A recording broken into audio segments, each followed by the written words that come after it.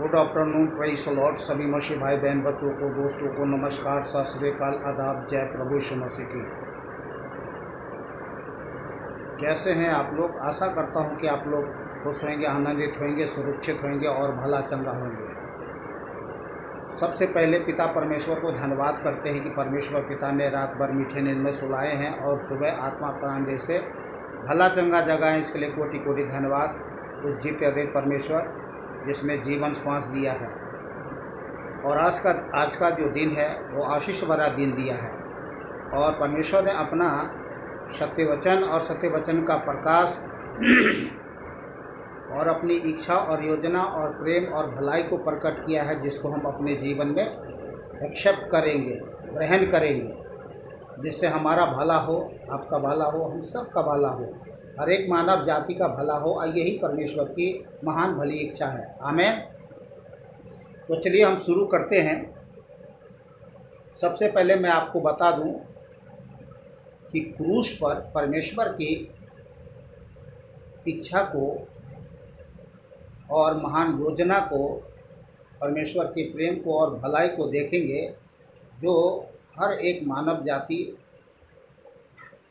जो पाप में गिर गया, कल्याण के लिए योजना थी, जिसको आज बहुत सारे कम लोग जानते हैं। और ये कहना मेरा गलत हुआ कि बहुत सारे कम लोग जानते हैं, बल्कि 80% लोग जानते हैं, 20% लोग नहीं जानते हैं। 80% में भी 60% अच्छी तरह से लोग जानते हैं और 20% जो है थोड़ा बहुत जानते हैं और 20% बिल्कुल नहीं जानते। इस कारण से उस जीवते महान अद्वैत परमेश्वर से दूर रहने के द्वारा शैतान की इच्छा पे चलते हैं, अपना जीवन शैतान को समर्पित कर परमेश्वर के विरुद्ध में महापाप करते हुए जीवन जी रहे हैं। तो चलिए हम उनके लिए भी परमेश्वर की दया, अनुग्रह, कृपा है, जो 20% जानते हैं, मानते हैं, 60% को पूरी रीति से लोग जानते मानते हैं और 20% अधूरे हैं और 20% जो है वो बिल्कुल अंधे के समान है। और अंधे के समान नहीं कहना चाहिए, ऐसा बाइबल में लिखा है कि शैतान ने मनुष्य की आंखें को अंधा कर रखा है। तो ये हमारी बात नहीं है, ये स्वयं परमेश्वर ने कहा है। तो चलिए हम परमेश्वर की इच्छा को, योजना को जानेंगे। क्रूस पर जब प्रभु यीशु मसीह को क्रूस पर कीलों द्वारा ठोके जाने के द्वारा मारा गया था, तो दुष्ट लोगों ने सोचा कि वे उस व्यक्ति को मृत्यु दंड दे रहे हैं, जो उनके जीवन के मार्ग में विघन डाल रहे थे। प्रभु यीशु मसीह जब इस दुनिया में आए मनुष्य बन करके, तो इन पापियों को, पाखंडियों को, जो बड़े बड़े मुकुट लगा करके और राजाओं महाराजाओं जैसी चोले पहन करके, बहुत सारे माला, 20-30 माला पहन करके और गले में ना जाने और कुछ क्या कर टांग करके, दाढ़ी बढ़ा करके, बहुत बड़ा अपने आप को स्वामी जी कहलाते थे, साधु कहलाते थे, बाबा जी, गुरु जी सब कहलाते थे। और लोगों से क्या करते थे?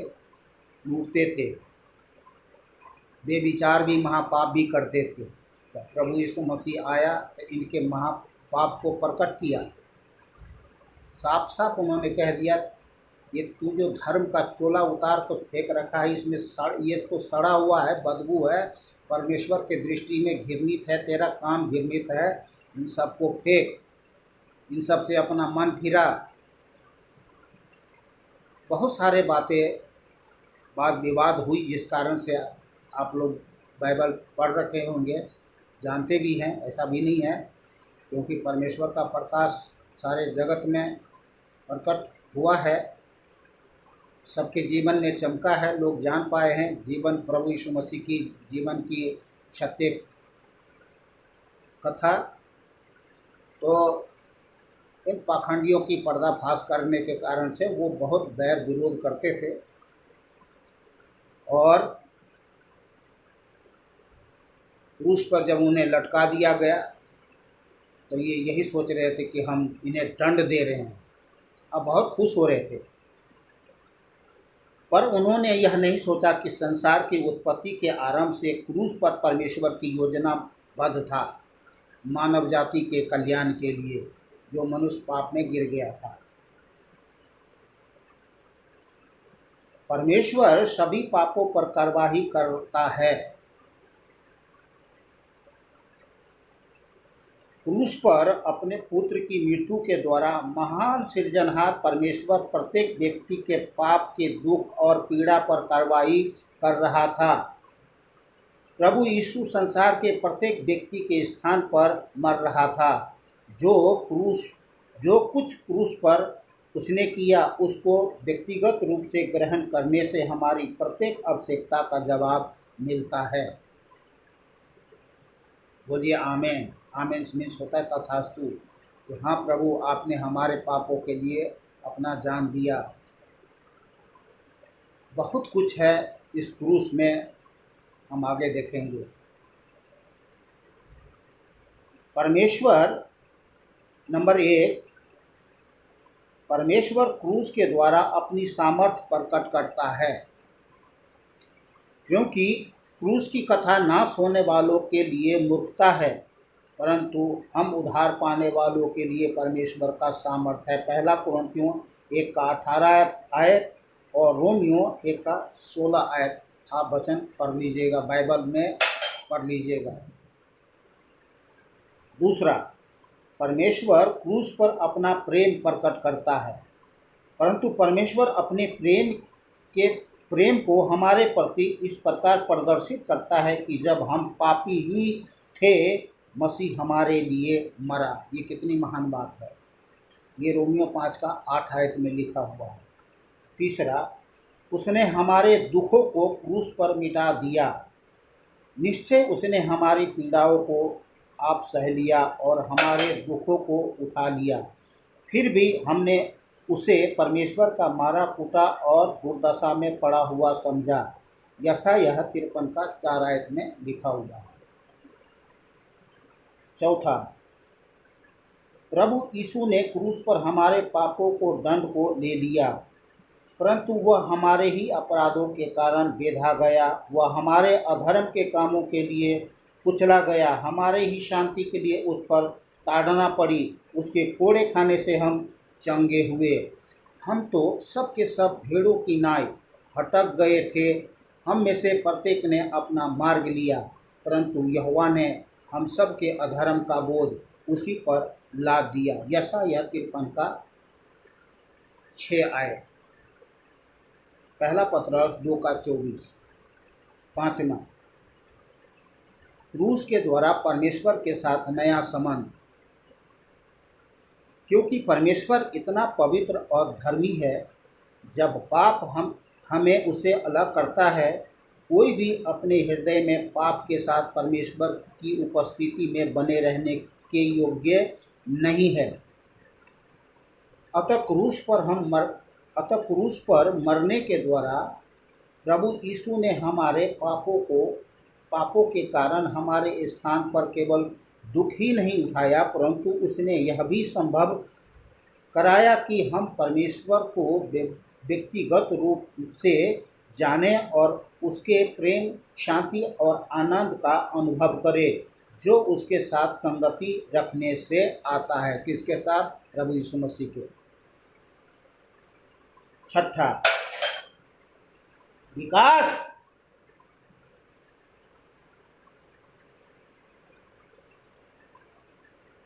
छठा, क्रूस के द्वारा हम परमेश्वर के ग्रहण योग्य बनते हैं।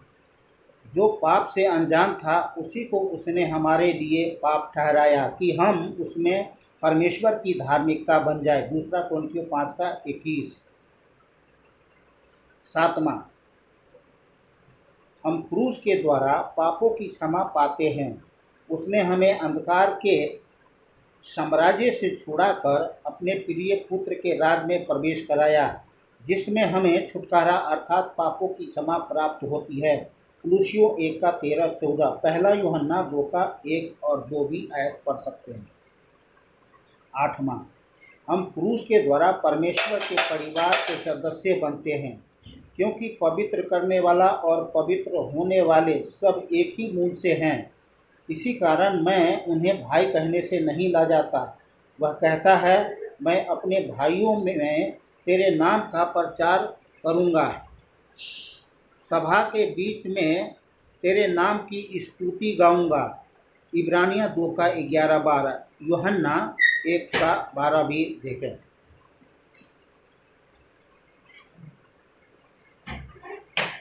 9वां, क्रूस के द्वारा जातियां अवरोध दायरे तोड़े गए, परंतु तुम जो पहले मसीह यीशु से दूर थे अब मसीह के लहू के द्वारा उसमें समीप लाए गए हो, क्योंकि वह स्वयं हमारे मेल है, जिसने गैर अर्थात विभाजित करने वाली दीवार को गिराकर दोनों को एक कर दिया और अपने शरीर में बैर अर्थात उस व्यवस्था को जिसकी आज्ञाएं विधियों की रीति पर आधारित थी मिटा दिया, कि दोनों से अपने में एक नए मनुष्य की सृष्टि करके मेल करा दे और क्रूस द्वारा बैर को नाश करके दोनों को एक देह बनाकर परमेश्वर से मेल कराए। इफिसियों 2 का 13 से 16 आयत तक में लिखा हुआ है। तो आज का था ये रहस्यमय क्रूस पर परमेश्वर की इच्छा और योजना और महान प्रेम, जो मनुष्य जाति पर परमेश्वर अपना दया अनुग्रह कृपा बनाए हुआ है और था, है और आगे भी रहेगा। मनुष्य को चाहिए जो 20% कहना चाहिए तो 40% जो लोग हैं अभी भी परमेश्वर से दूर हैं, तो बिना देर किए हुए, क्योंकि यह अंत का समय है, इस अंत के समय में कभी भी इस दुनिया में प्रलय आकर के इस सृष्टि को तहस नहस कर देगा। जैसा बाइबल में मैं अपने तरफ से नहीं कह रहा हूँ, मैं किसी को डेरा नहीं रहा हूँ, किसी पाखंडियों की तरह मैं डेराता धमकाता नहीं, किसी को भरमाता नहीं हूँ। धर्म की आत्मा नहीं है हमारे अंदर, परमेश्वर का पवित्र आत्मा है हमारे अंदर में।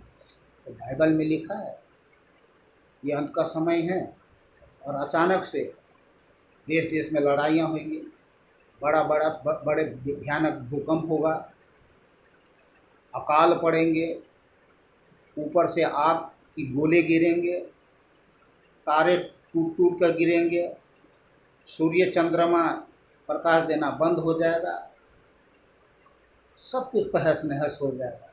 जब ये सब चीज़ें होने वाली है तो डरना चाहिए। ऐसा नहीं जो नूह के दिनों में पिछले समय में हुआ था कि सब लोग जब नूह ने परमेश्वर की योजना की बातें बताई कि मैं तहस नहस करने वाला हूँ, पृथ्वी को नाश करने वाला हूँ, पृथ्वी के सब चीज़ों को मैं नाश करने वाला, तो लोग हंसी और मजाक ठट्टे उड़ा रहे थे, शादी कर रहे थे, ब्याह कर रहे थे, मौज मस्ती कर रहे थे, महापाप करते हुए जीवन जी रहे थे।